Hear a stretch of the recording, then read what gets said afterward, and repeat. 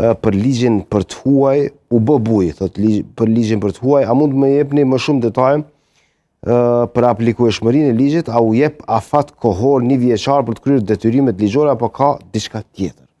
Tani për ligjin nuk e di sa jeni njoftuar këtu në detaje për ligjin për të huaj. Shumë e rëndësishme, Ministria e Punëve Brendshme ka 3 muaj që ka fillu sesionet e informimit rreth implementimit për ligjin për të huaj dhe ligjin për automjete.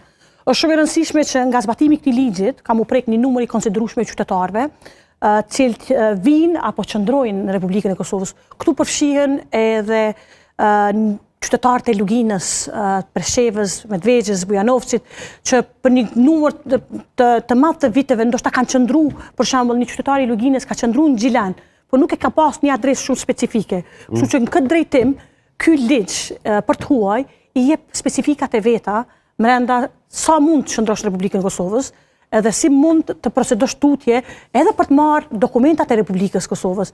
Ndërsa ligji për automjete, të 2 ligjet janë konfort akis të Bashkimit Evropian. Thotë që ju mund të vozisni makinën e juaj brenda territorit të Republikës Kosovës për 3 muaj.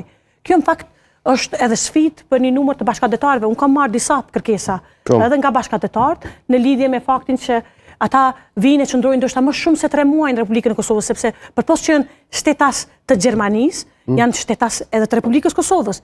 Mirë po targat e veturës të tyne janë gjermane, për shembull. Kështu që në këtë drejtim, ligji është e para standard evropian, sa i përket pjesës së automjeteve, ndërsa sa i përket pjesës leje qëndrimit edhe pjesës qytetarëve që vinë në Republikën e Kosovës, kjo është shumë e rëndësishme lidhet edhe me faktin që ne kemi fillu integrimin e arsimit dhe shëndetësisë në Republikën e Kosovës ka shi minoritetit sërb, domethënë, një numër i madh i pjesëtarëve të cilët e ofrojnë shërbimin në shëndetësi edhe në arsim.